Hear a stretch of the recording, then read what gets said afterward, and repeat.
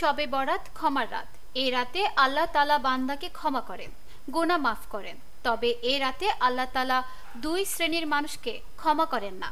তারা হলেন অন্তরে হিংসা বিদ্বেষ পোষণকারী ও মুশরিক ব্যক্তি।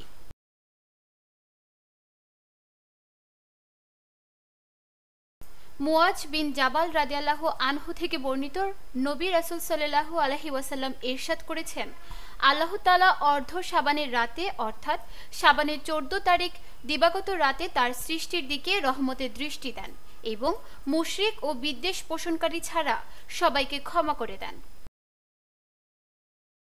হিংসা বিদ্বেষ লালন একটি মন্দ স্বভাব, যার ফলে আমাদের অনেক নেক আমল, ভালো কাজ, নেকি ও পুণ্য নষ্ট হয়ে যায়। হিংসা বা অহংকার মানুষের পতন ঘটায়। রাসূল সাল্লাল্লাহু আলাইহি ওয়াসাল্লাম ইরশাদ করেন, হিংসা থেকে সাবধান, কেননা হিংসা নেকিকে এমনভাবে ধ্বংস করে যেমন আগুন লাকড়ি ধ্বংস করে।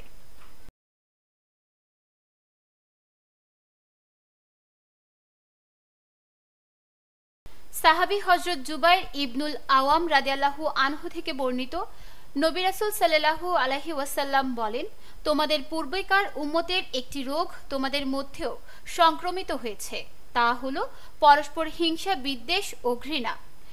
আর এই রোগ মুন্ডন করে দেয়। আমি বলছি না যে চুল মুন্ডন করে দেয়, বরং এটা দিনকে মুন্ডন করে দেয়। ওই মহান সত্তার শপথ, যার হাতে আমার জীবন, তোমরা ঈমানদার না হওয়া পর্যন্ত জান্নাতে প্রবেশ করবে না। তোমরা যদি একে অপরকে ভালো না বাসো তবে ঈমানদার হতে পারবে না। আমি কি তোমাদেরকে বলবো না যে পারস্পরিক ভালোবাসা কোন কাজের মাধ্যমে মজবুত হয়? তোমরা পরস্পর সালামের বিস্তার ঘটাও। সুতরাং আল্লাহ তাআলা শবে বরাতের কল্যাণ ও ক্ষমা লাভে সকলকে নিজ নিজ গৃহে নফল ইবাদত বান্দেগি, তাওবা, ইস্তেগফার, কোরআন তিলাওয়াত সহ জিকির আজকারের রাত্রি জাগরণ করার এবং পরদিন রোজা রাখার তৌফিক দান করুন। আমিন। নিউজ ডেস্ক, দৈনিক পূর্বকোণ।